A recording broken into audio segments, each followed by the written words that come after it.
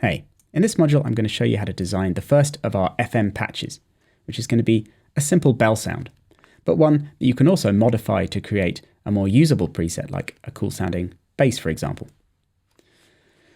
So if we think about what a bell sound consists of, you have the initial striking part when the bells hit, and then you have the ringing tone of the bell, which continues on after the striking sound.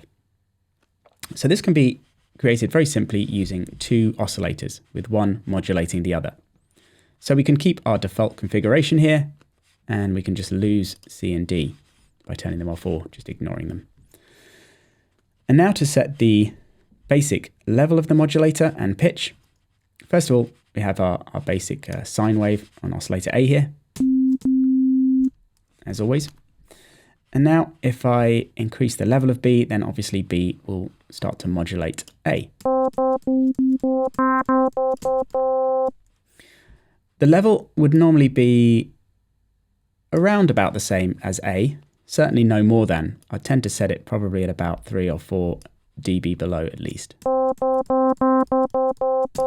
we'll keep it around there for now. Pitch-wise, a good starting point is about 3 octaves above, as we want the harmonics that get produced by the FM to be fairly high frequency. As we'll see, it's not so important with this patch, the precise pitch of the modulator, and it's okay to have it at a pitch that's slightly off, as if the harmonics are a bit out of tune, then sometimes that can actually make the bell sound better. But we'll start off with it 3 octaves above. Next up, we need to set the amplitude envelopes. So first of all, to take care of the ringing part of the bell, we need to set A. So I could turn B off for now. And we want this part to last for about a second or two, probably about a second and a half.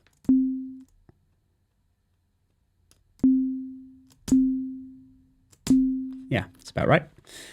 And if we want the sound to last for the same amount of time, whether I play a note very briefly or hold it down, then we need to also set the release to the same amount as the decay. So yeah, now the sound lasts the same amount of time no matter how long a note is held for. Now, if we bring B back, then to save ourselves a bit of time, I can just copy the envelope from oscillator A.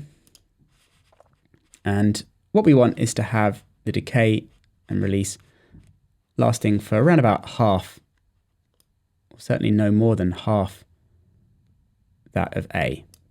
So if we set it around there for now, then you can hear if I bring B in and out, what we'll get is a nice bit of FM occurring just at the start of the sound. So there's A on its own, and then with B, there you go.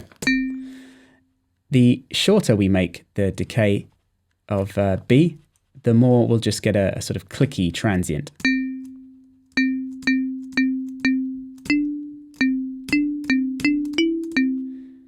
And the longer we make it, the longer that transient will last, and the more drawn out these harmonics and these additional frequencies will be.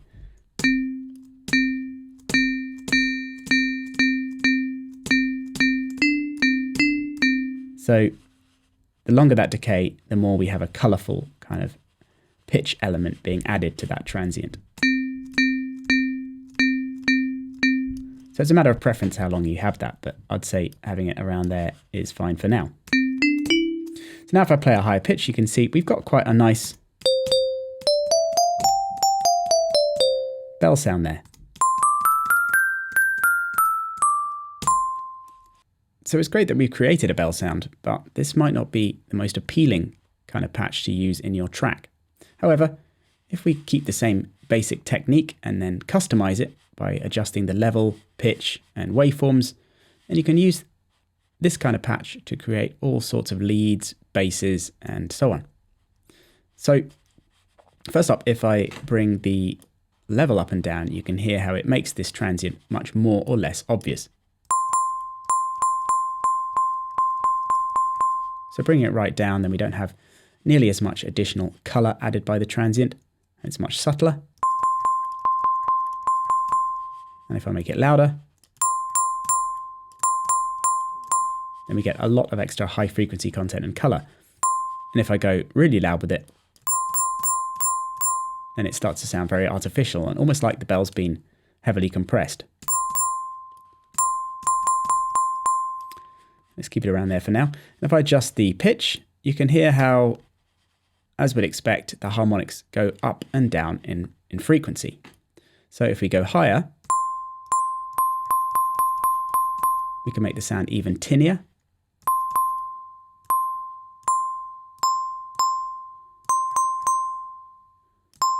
Going down to 6 and 7 there,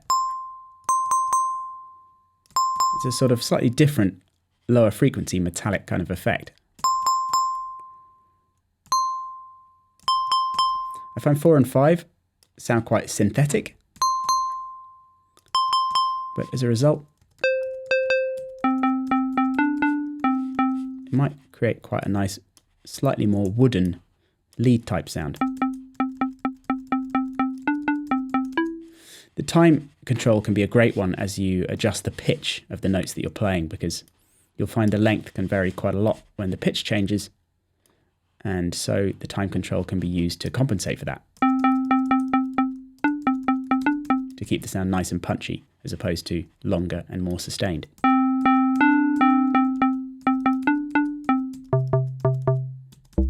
And the lower we go in pitch, obviously the more it starts to sound like quite a cool bass. I tend to go for around 3.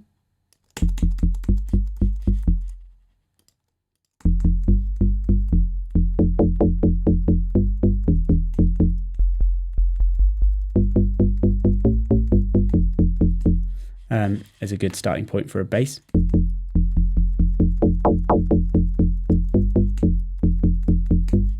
And if we change the waveform of A now to maybe a sawtooth.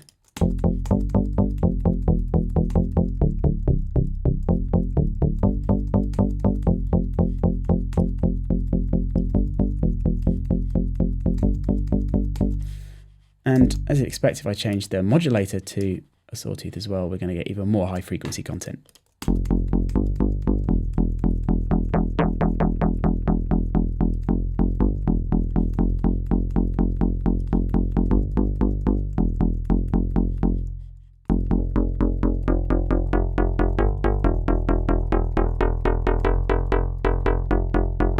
So yeah, 8 I'd say is a bit too high for a bass sound. We could obviously roll it off with the tone dial.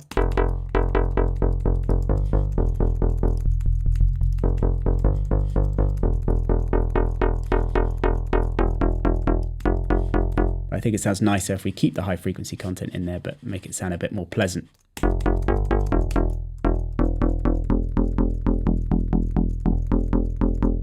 So yeah, 6 or possibly 4 or 3 sound pretty good.